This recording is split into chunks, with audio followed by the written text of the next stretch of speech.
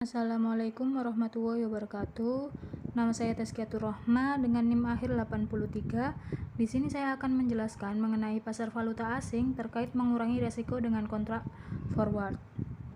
Baik, selanjutnya mengenai penjelasan dari pasar valuta asing.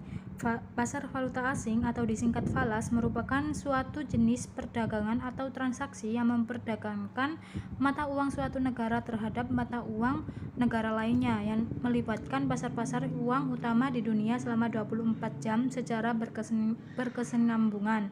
Atau secara singkatnya, pasar valuta asing adalah tempat bertemunya permintaan dan penawaran terhadap valuta asing. Aktivitas dalam pasar valuta asing berupa pertukaran valuta asing yang dilakukan perorangan maupun perusahaan atau pemerintahan. Baik, selanjutnya mengenai pasar forward. Pasar forward itu yaitu pasar berjangka yang mana transaksi jual beli valuta asing dilakukan untuk penyerahan di masa yang akan datang atau penyerahan di luar area spot, dan kurs yang digunakan adalah kurs forward. Nah, pasar forward itu menggunakan kontrak forward, yaitu kesepakatan yang berhubungan dengan pertukaran dua valuta yang akan dilakukan pada suatu waktu di masa yang akan datang dengan kurs tertentu yang telah disepakati sebelumnya. Nah, transaksi perdagangan dapat dilakukan melalui telepon atau teknologi informasi tanpa harus saling Kemudian selanjutnya, transaksi forward contract adalah transaksi untuk membeli atau menjual mata uang asing untuk penyerahan kemudian. Misalnya penyerahan 1 atau 2 atau 3 bulan kemudian. Kontrak forward tidak sama dengan kontrak berjangka. Nah, kesamaan pada kedua transaksi ini adalah konsumen sama membeli atau menjual suatu aset pada waktu dan harga yang spesifik. Namun, kontrak serah dilakukan di luar exchange, bisa jadi ada kesepakatan khusus antar penjual dan pembeli. Perbedaannya, kontrak futur melakukan evaluasi untung rugi tiap hari, sehingga kedua belah pihak harus memiliki margin sebagai uang jaminan atas fluktuasi harga. Sedangkan pada kontrak serah dilakukan di akhir kontrak saja dan tidak ada margin.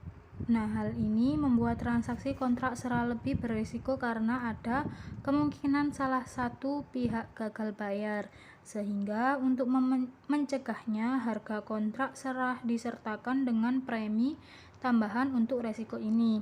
Nah, perbedaan lainnya yaitu pada kontrak serah tidak memiliki standar baku terhadap produk.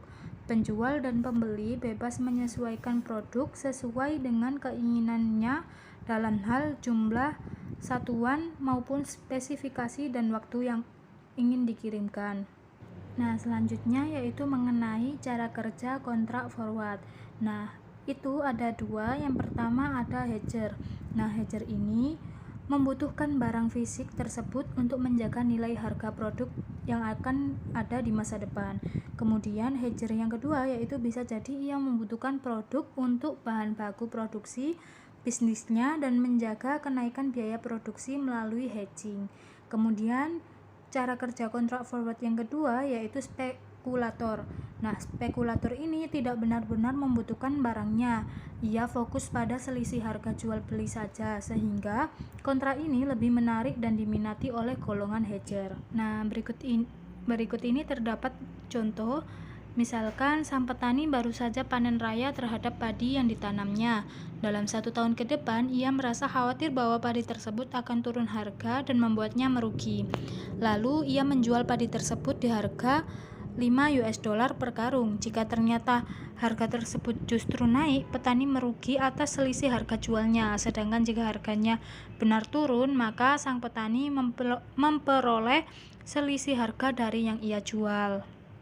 Transaksi forward ini digunakan untuk menghindari resiko perubahan kurs yang akan datang. Pihak-pihak yang aktif dalam perdagangan internasional dapat melakukan transaksi forward atau berjangka.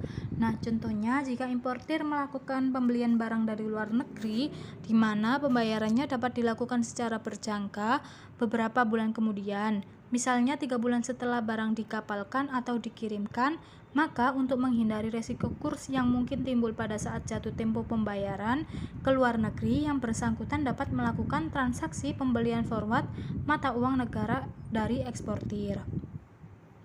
Nah, selanjutnya mengenai berbagai resiko dari kontrak forward. Cakupan pasar kontrak serah ini terus bertumbuh dari waktu ke waktu. meskipun transaksi futur yang paling sering dilakukan. Namun, berbagai perusahaan besar melakukan transaksi SERA untuk dilindungi nilai dan fluktuasi biaya produksi. Selain komoditas, mereka juga melakukan lindung nilai pada instrumen mata uang asing untuk terlindungi dari resiko perubahan nilai suku bunga. Dibandingkan dari futur, kontrak SERA memiliki lebih banyak resiko. Kemudian, lanjutan dari slide sebelumnya. Pertama, karena transaksi dilakukan di luar pengawasan bursa berjangka, sehingga penjual dan pembeli bisa meminta berbagai spesifikasi produk sesuai keinginan dari mereka. Kemudian selanjutnya mengenai transaksi dilakukan pada tanggal perjanjian sebelum barang benar-benar diserahkan, sehingga ada kemungkinan salah satu pihak gagal memberikan uang atau barang sesuai dari kesepakatan sebelumnya. Kemudian selanjutnya yaitu transaksi tidak dilakukan secara market to market, maka terjadi selisih harga yang jauh antara kontrak SERA dan juga pasar spot. Selanjutnya, mengenai kontrak SERA umumnya dilakukan oleh pihak yang benar-benar membutuhkan barang tersebut secara fisik dalam tujuan utama hedging. Hedging sendiri dilakukan untuk menjaga kestabilan biaya dari produksi tersebut. Baik, cukup sekian presentasi yang dapat saya sampaikan, kurang lebihnya mohon maaf. Saya ucapkan terima kasih. Wassalamualaikum warahmatullahi wabarakatuh.